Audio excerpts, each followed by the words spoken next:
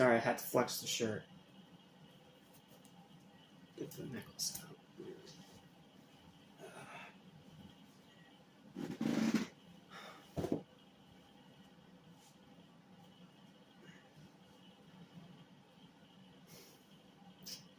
I'm probably going to get some hate comments for this one. What's up? What's happening? What's going on, everybody? Welcome back to Animation Station. You're going to such as your favorite and everything animation, and including some live action every now and then.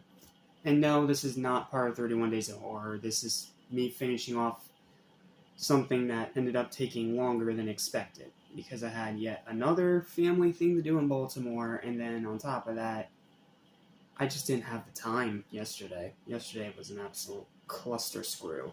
I'm not going to say the actual word because I'm still trying to stay somewhat family friendly, even though I am reviewing R-rated movies. And today, let's finish off the Saw franchise with Saw X. I am disappointed by this movie. Not like cataclysmically disappointed, like when I absolutely hate the movie. No, I don't hate this movie. Let me just say right now, this movie is very good. It is very good. It is. But the people calling it like great or amazing or one of the best of the franchise, I don't get it. Like, I seriously don't get it. I didn't see the same movie you guys saw. And if that's the way it is, then, you know what? That's fine. We all have our own different opinions, and I can entirely understand if you feel differently. But this is my opinion. And in my opinion, this movie's very good, but super disappointing. To the point where it's probably going to be on the most disappointing list at the end of the year, because yes, it is a very good movie. Yes, I will still recommend you go out and see it. It is a good movie. It is a good installment. It is a good return to form for the franchise. But I expected more. For the 10th installment of a franchise, I expected more. Especially after all the super positive reviews I was seeing from all these outlets, from the early reactions, and from people that I personally really trust.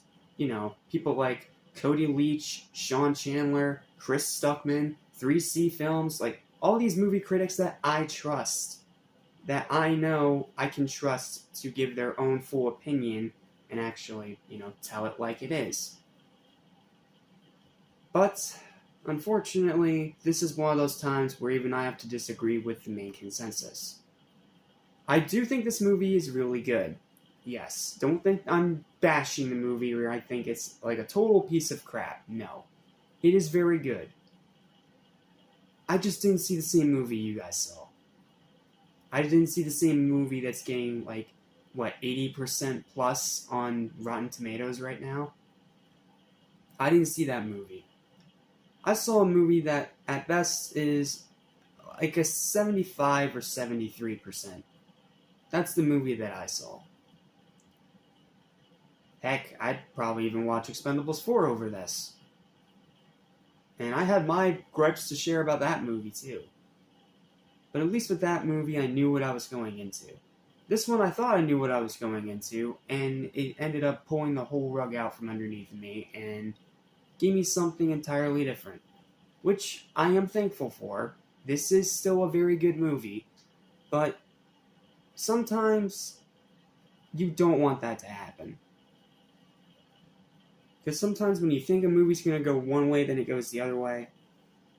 It can result in one of two things. Either a great big surprise that really elevates the movie into a higher tier for you, or it can throw it down the toilet. I'm looking at you, Saw 3D, even though your whole movie's garbage. Like, there's always just that one aspect of a movie that will either make or break it. What was it for this movie? Well, here's my review. A week late. So, here's the pros. Great acting, great traps, insanely good gore, huge emphasis on practical effects over CGI. Thank you.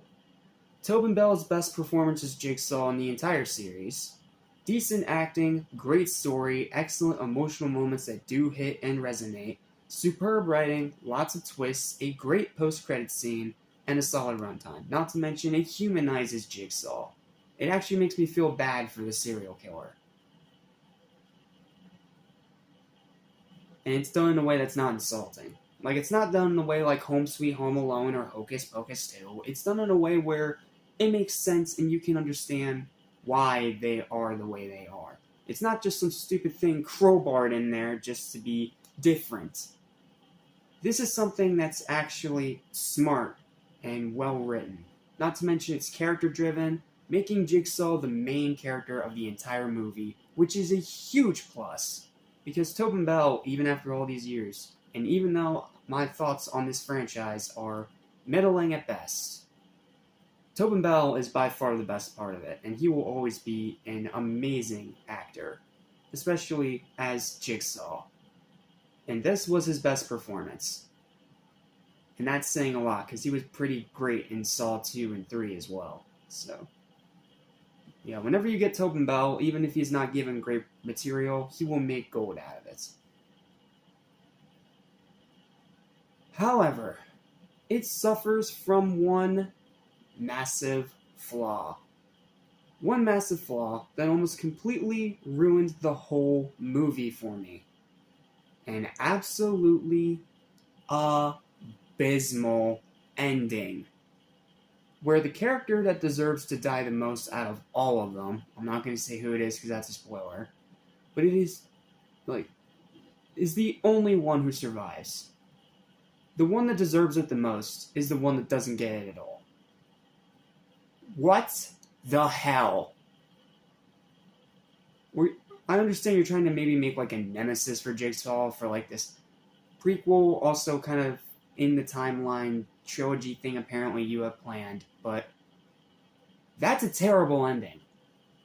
Like, I waited through this entire movie to see the person that deserved to die the most die a horrible, gruesome death in a saw trap. And no, they're the one that gets to live. Again, what the hell were you thinking? Were you trying to be different? Were you trying to maybe pull the rug out from underneath us and maybe think like, oh, okay, that's actually pretty smart, letting that person survive the movie? No. You kept them alive because you know that you're going to get potential sequels out of this. And don't ask me to review Paw Patrol. I refuse. The first one sucked enough.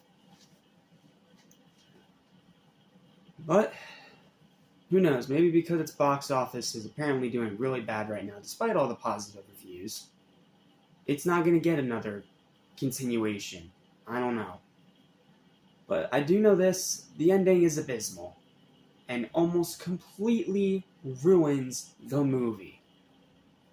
It's smart and clever in Jigsaw's, reasoning and leading up to it, the big twist that comes in every single freaking Saw movie.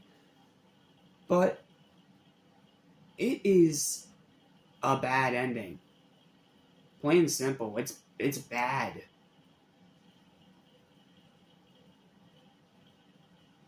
Not going to say which character it is because it's a spoiler, but it is so infuriating when it happens. That's my one and only flaw with this movie. And it's so abysmal that it knocked it down at least 3 or 4 numbers. Yes, it really was that abysmal of an ending. Oh, and also Amanda's wig. What the hell was that you put on top of her head? That looked bad. Like, that was bad.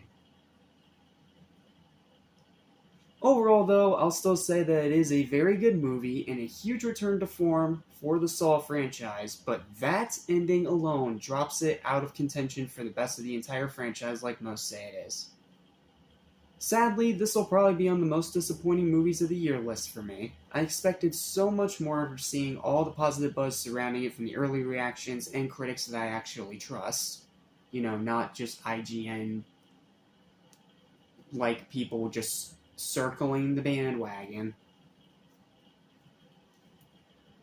And sadly, it just didn't live up to that expectation for me. It is very good and more than worth watching in theaters, especially over most of the sewage that's still in theaters right now.